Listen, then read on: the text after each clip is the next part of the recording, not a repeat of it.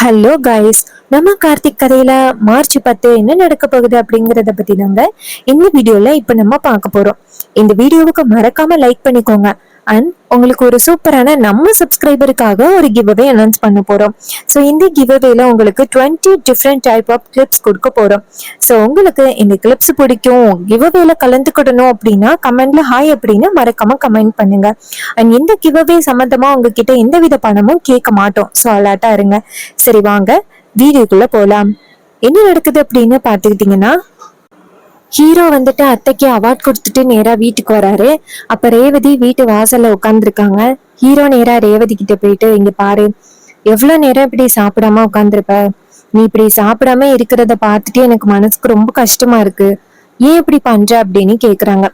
அதுக்கு ஹீரோயின் சொல்றாங்க, இங்க பாருங்க, உங்க மேல எந்த தப்பும் இல்லை அப்படிங்கிறத சீக்கிரம் அம்மா கிட்ட நிரூபிக்கணும், அம்மாவும் சரின்னு சொல்லணும், அதனால தாங்க நான் இப்படி உட்கார்ந்திருக்கேன்.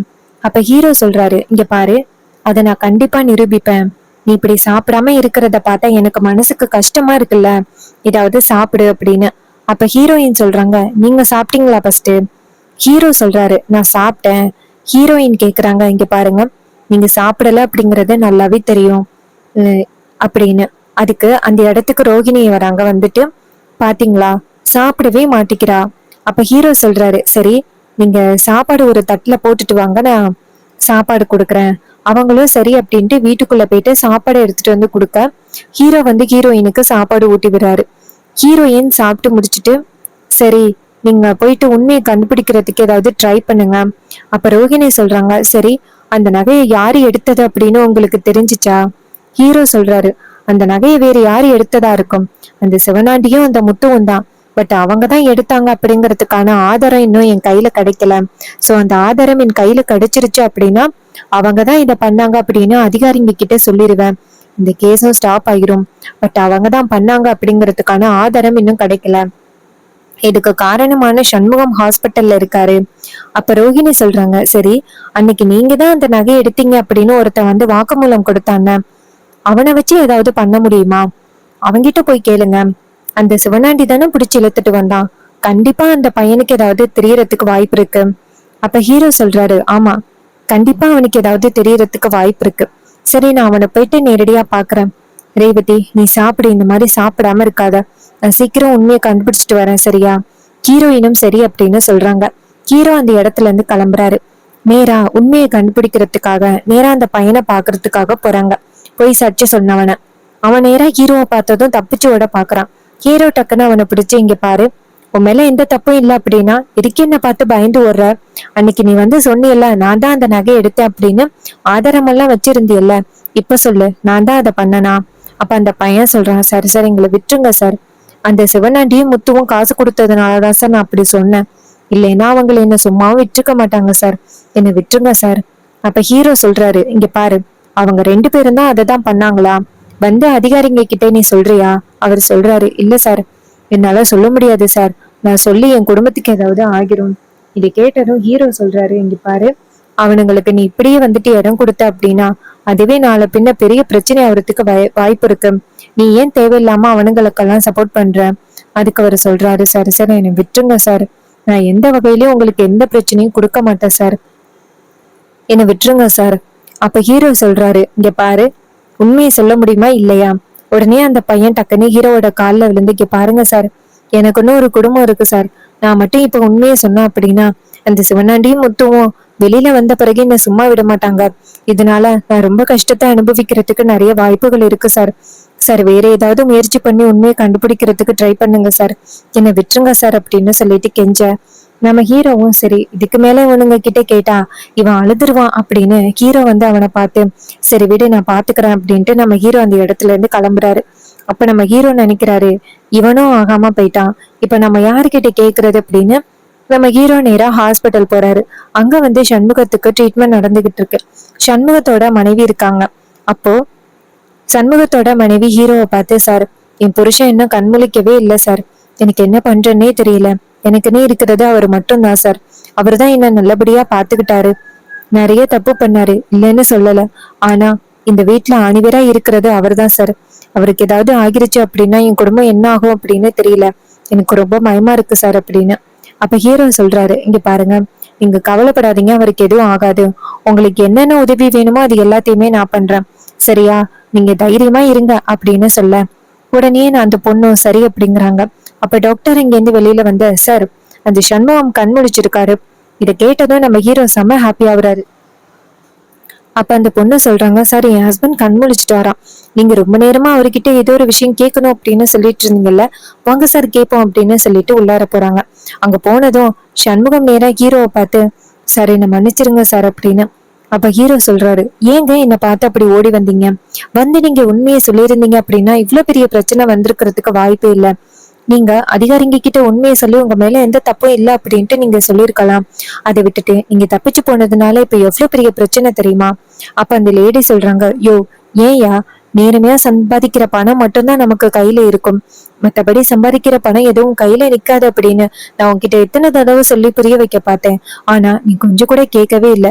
இப்ப பாத்தியாயா என்ன நடந்துச்சு அப்படின்னு? இதெல்லாம் நமக்கு தேவையா? ஏன் இப்படி பண்ற அப்படின்னு சொல்லி கேட்க அவரு சொல்றாரு, என்னை மன்னிச்சிருமா, நான் ரொம்ப காசுக்கு ஆசைப்பட்டுதான் இப்படி ஒரு காரியத்தை பண்ணிட்டேன், என்னை மன்னிச்சிரு அப்படின்னு. அந்த பொண்ணு சொல்றாங்க, சரி விடியா, ஏதோ நடந்தது நடந்து போச்சு, இதுக்கப்புறமாவது நம்ம சந்தோஷமா இருக்கணும். இங்க பாரு, நீ என்ன பண்ணியோ அது எல்லாத்தையுமே இந்த தம்பி கிட்ட சொல்லு, உன்னால இந்த குடும்பமே ரொம்ப கஷ்டத்துல இருக்கு. உடனே அவரும் சரி அப்படின்னு சொல்லிட்டு நேரா ஹீரோவை பார்த்து, சார், அந்த நகையெல்லாம் யாரு தெரியுமா என்கிட்ட கொடுத்தாங்க? அந்த சிவனாடியும் முத்துவ சார் கொடுத்தாங்க. அப்ப ஹீரோ சொல்றாரு, இருங்க, நீங்க சொல்றத நான் ரெக்கார்ட் பண்ணிக்கிறேன் அப்படின்னு ஹீரோ ரெக்கார்ட் பண்றாரு. அப்போ சண்முகம் வாக்குமூலம் கொடுக்கறாரு. இது எல்லாத்துக்குமே காரணம் அந்த சிவனாடியும் முத்துவும் தான். அவங்க ரெண்டு பேரும் சொன்னதுனாலதான் நான் அப்படி பண்ணேன் அப்படின்ட்டு வாக்குமூலம் கொடுக்கறாங்க.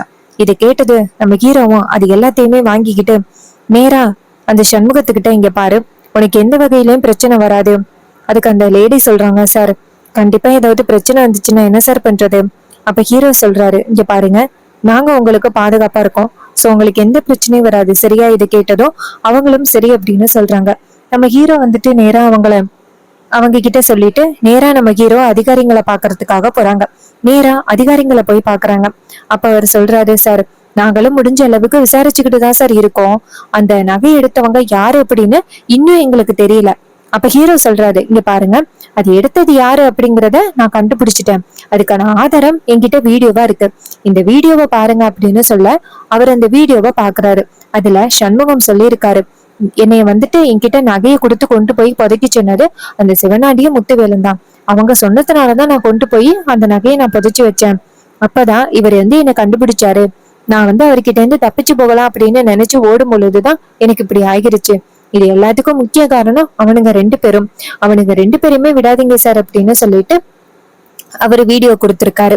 அதிகாரி அந்த வீடியோவை பார்த்ததும், சார், இவனுங்க ரெண்டு பேரும் தான் இதுக்கு காரணமா? ரொம்ப நல்லவங்க மாதிரி உங்களை காட்டி கொடுத்தானுங்க. அப்ப ஹீரோ சொல்றாரு, ஆமா சார், ஏற்கனவே அவன் குடும்பத்துக்கும் எங்க குடும்பத்துக்கும் நிறைய பிரச்சனை போயிட்டு இருக்கு சார். நாங்க எவ்வளவு பிரச்சனையே வேணாம் அப்படின்னு அமைதியா இருந்தாலும் அவன் தேவையில்லாம எங்களுக்கு நிறைய தொந்தரவுகளை கொடுத்துக்கிட்டு இருக்கான் சார். அதிகாரி சொல்றாங்க, சார், ஏற்கனவே உங்க குடும்ப சம்பந்தமா அவனை 2-3 தடவை நாங்க கைது பண்ணிருக்கோம். இவன் கொஞ்சம் கூட திருந்தவே மாட்டான் போல அப்படின்னு. அப்ப ஹீரோ சொல்றாரு, ஆமா சார், அவன் திருந்துறதுக்கு வாய்ப்பே இல்லை சார், நீங்க புடிச்சு கொண்டாந்து போடுங்க சார் அப்படின்னு சொன்னதும் அதிகாரி சொல்றாங்க, சார், நீங்க கொடுத்த ஆதாரம் போதும், இதை வச்சு அவங்கள நாங்க கைது பண்ணிடலாம் அப்படின்னு சொல்லிட்டு நேரா சிவனாண்டியோட வீட்டுக்கு கிளம்புறாங்க. நம்ம ஹீரோவும் வராரு. நேரா சிவனாண்டியோட வீட்டுக்கு போயிட்டு காலிங் பெல் அடிக்கிறாங்க.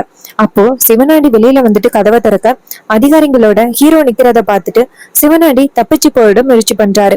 அதிகாரிங்க டக்குன்னு சிவனாண்டிய பிடிச்சிட்டு, எங்கடா போக பாக்குற அப்படின்னு பிடிச்சுக்கிறாங்க. சிவனாண்டி சொல்றாரு, சார், எதுக்கு சார் தேவையில்லாம என்ன பிடிக்கிறீங்க?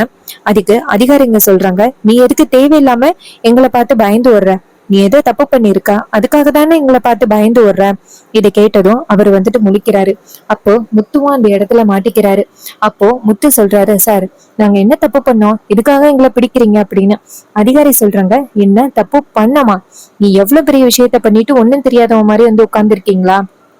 இந்த ஊருக்குள்ள கோவில்ல கிடைச்ச நகைகளை கொண்டு போய் சாமுண்டீஸ்வரி மேடம் வீட்டுக்குள்ள இருந்து திருடி இவர் மேல பழி போடுறதுக்காக கொண்டு போய் அபிராமி மேடத்தோட சிலைக்கு கீழே ஒளிச்சு வச்சிருந்திருக்கீங்க. சோ உங்களை கைது பண்ணாம வேற யாரு கைது பண்றது அப்படின்னு இது கேட்டதும் முத்து ஷாக் ஆகுறாரு. ஆகா, அந்த சண்முகம் எல்லாத்தையுமே உண்மையை சொல்லிட்டான் போலயே, ஹாஸ்பிட்டல்ல உடம்பு சரியில்லாம கிடக்குறான் அப்படின்னு பார்த்தா இந்த நிலைமையில இருக்கிறானே அப்படின்னு சொல்லிட்டு ஷாக் ஆகுறாங்க. அப்போ சிவனாண்டி முத்து கிட்ட, மாமா அந்த சண்முகம் சொதப்பிட்டான், நம்மளை பத்தி காட்டி கொடுத்துட்டான் அப்படின்னு.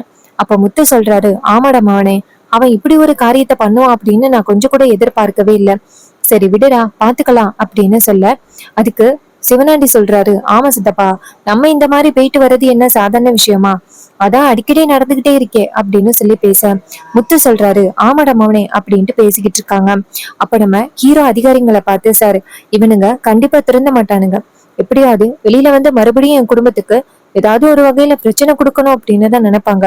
சோ இவங்க என்ன பண்ணாலும் இந்த வாட்டி வெளியில வர முடியாதபடி நல்ல பெரிய ஸ்ட்ராங்கான கேஸ் போடுங்க அப்படின்னு சொல்ல, அதிகாரிகளும் சரிங்க சார் நாங்க பாத்துக்கிறோம் அப்படின்னு சொல்ல, ஹீரோவும் சரி அப்படின்ட்டு நேரா சிவனாண்டிய பார்த்து, இங்க பாரு, இதுக்கப்புறம் என் குடும்பத்துக்கு ஏதாவது ஒரு வகையில தொந்தரவு கொடுக்கணும் அப்படின்னு நினைச்சு நீ பிளான் பண்ணன்னு வச்சுக்கேன், அவ்வளவுதான் அப்படின்னு. அதுக்கு சிவனாண்டி சொல்றாரு, டேய் போடா அப்படின்ட்டு. அப்போ அதிகாரிங்க சிவனாண்டியையும் முத்துவையும் கைது பண்ணி அந்த இடத்துல இருந்து கூட்டிட்டு போறாங்க. அப்ப நம்ம ஹீரோ என்ன பண்றாருன்னா நேரா வீட்டுக்கு வராரு. வீட்டுக்கு வந்ததும் அங்க வந்து நியூஸ் ஓடிக்கிட்டு இருக்கு. நம்ம ரேவதி பாக்குறாங்க, ஈஸ்வரி எல்லாரும் அந்த இடத்துல இருக்காங்க. நியூஸ்ல என்ன போயிட்டு இருக்குன்னா, இது மாதிரி அந்த நகை எடுத்தது சாமுண்டீஸ்வரி மேடம் இல்ல, சாமுண்டீஸ்வரி மேடத்துக்கு பல நாள் தொந்தரவு கொடுத்துக்கிட்டு இருக்க அந்த சிவனாண்டியும் முத்துவேலும் தான் நகை எடுத்துட்டு ஈஸ்வரி மேடத்து மேல பழிய போட்டிருக்கானுங்க அப்படின்னு நியூஸ்ல வருது. இத பார்த்ததும் ரேவதி பார்த்ததோட செம்ம ஹாப்பியா நேரா அவங்க அம்மாவை பார்த்து, அம்மா இப்பயாவது புரியுதா, என் புருஷனுக்கும் இதுக்கும் எந்த வித சம்பந்தமும் இல்ல அப்படிங்கறத புரிஞ்சுக்கிட்டீங்களா, இங்க பாருங்கம்மா, எங்க என் புருஷன் என்னைக்குமே தப்பு பண்ண மாட்டாரு, இந்த குடும்பத்துக்காக எவ்வளவு நல்லது பண்ணியிருக்காரு, அது எல்லாத்தையுமே மறந்துட்டு தான் நீங்க இப்படி பேசுனீங்க, இனிமே என் புருஷன் இந்த வீட்டுக்குள்ள வரத்துக்கு முழு உரிமை இருக்கு அப்படின்னு நேரா ஹீரோவை பார்த்து, வாங்க வீட்டுக்குள்ள போகலாம் அப்படின்ட்டு அவரோட கையை பிடிச்சு வீட்டுக்குள்ள இழுத்துட்டு வராங்க. இத பார்த்ததும் செம்ம ஷாக் ஆகுறாங்க ஈஸ்வரி. அப்ப வெள்ளி நேரம் அவங்க அக்காவை பார்த்து, பாத்தியாக்கா ரேவதிக்கு இருக்கிற கொழுப்ப, இந்த வீட்டுல நீதான் வந்துட்டு அதிகாரமா இருக்க, இப்ப அவ எவ்வளவு சுலபமா அவனை புடிச்சு வீட்டுக்குள்ள இழுத்துட்டு வரா பத்தியா, அந்த அளவுக்கு அவளுக்கு திமிராயிட்டு அப்படின்னு சொல்லி பேசுறாங்க. இத கேட்டதும் ஈஸ்வரி சொல்றாங்க, ஆமா சந்திரா, நானும் பாத்துக்கிட்டே இருக்கேன். அதுக்கு வில்லி சொல்றாங்க, அக்கா சீக்கிரம் அவனுக்கும் இந்த ரேவதிக்கும் விவாகரத்துக்கான ஏற்பாடுகளை கொஞ்சம் அவசர அவசரமா பண்ணு, நீ இப்படியே விட்டுக்கிட்டு இருந்தேன்னு வச்சுக்கேன், அப்புறம் உன் பொண்ணு உனக்கு இல்ல, அந்த டிரைவர் பைய கூட்டிட்டு போயிருவான். இதை கேட்டதும் ஈஸ்வரி சொல்றாங்க, ஆமா சந்திரா நீ சொல்றது சரிதான் அப்படின்னு சொல்லி பேசுறாங்க. சோ இந்த கதை உங்களுக்கு பிடிச்சிருக்கா? இந்த கதை பிடிச்சிருந்துச்சுன்னா இந்த வீடியோவுக்கு மறக்காம லைக் பண்ணிக்கோங்க. நீங்க லைக் பண்றதுதான் எங்களுக்கு அடுத்து வீடியோ போடுறதுக்கு ரொம்பவே இன்ட்ரெஸ்டிங்கா இருக்கும். ஸோ மறக்காம லைக் பண்ணிட்டு இந்த வீடியோவை தொடர்ந்து பாருங்க. அண்ட் உங்க எல்லாருக்குமே தெரியும், நம்ம புதுசா hair clips and accessories business start பண்ணியிருக்கோம். அண்ட் இந்த ஹேர் கிளிப்ஸ் அண்ட் அக்சசரிஸ் பிசினஸ்ல நீங்களும் இந்த மாதிரி பிசினஸ் ஸ்டார்ட் பண்ணணும் அப்படின்னு ஆசைப்படுறீங்கன்னா உங்களுக்கு ஒரு சூப்பரான ஒரு காம்போ ஆஃபர் இருக்குங்க. இந்த காம்போ ஆஃபர்ல நம்ம 499க்கு கொடுக்குறோம். 499க்கு என்னெல்லாம் கிடைக்குது அப்படின்னு பாத்துக்கிட்டீங்கன்னா, எல்லாருக்கும் ரொம்ப பிடிச்ச சாட்டின் ஸ்கன்ச்சஸ் டிஃப்ரெண்ட் கலர்ஸ்ல நம்ம கிட்ட அவைலபிளா இருக்கு. மொத்தமா 6 பீசஸ். அடுத்து 3 டிஃப்ரெண்ட் டிசைன்ஸ்ல 18 கலர்ஸ்ல சூப்பரான கிளிப்ஸ் உங்களுக்கு கிடைக்குது. என்னென்ன கிளிப்ஸ் அப்படின்னு பாத்துக்கிட்டீங்கன்னா, டேசி கிளிப், 5 பெட்டல் கிளிப், ஒரு ஃபிளவர் கிளிப், இந்த 3 டிஃப்ரெண்ட் டிசைன்ஸ்ல 18 கிளிப்பும், அடுத்ததா கிட்ஸுக்கு ரொம்ப பிடிச்ச பட்டர்ஃபிளை கிளிப் மினி பேக்ல மொத்தமா 6 பேக் கிடைக்குது. இது எல்லாமே சேர்த்து உங்களுக்கு 499க்கு கிடைக்குது. நீங்க வாட்ஸ்அப் சேனலை ஃபாலோ பண்ணீங்க அப்படின்னா உங்களுக்கு ஜஸ்ட் 499க்கும் ஃப்ரீ ஷிப்பிங்கும் பண்ணி கொடுக்குறோம். ஸோ சீக்கிரம் வாட்ஸ்அப்ல ஃபாலோ பண்ணி இந்த ஆர்டரை பிளேஸ் பண்ணுங்க. கூடவே நம்ம கிட்ட ஒரு கிவ்அவே கூட போயிட்டு இருக்கு. கிவ்அவேல வின் பண்றவங்களுக்கு 20 கிளிப்ஸ் கொடுக்க போறோம். இந்த கிவ்அவேல பார்ட்டிசிபேட் பண்ணணும் அப்படின்னா ஹாய் அப்படின்னு மெசேஜ் பண்ணுங்க. இந்த கிவ்அவே சம்பந்தமா உங்ககிட்ட எந்த விதமான பணமும் கேட்க மாட்டோம். ஸோ கொஞ்சம் அலர்ட்டா இருங்க. தேங்க்யூ ஃபார் வாட்சிங். நெக்ஸ்ட் வீடியோல பார்ப்போம்.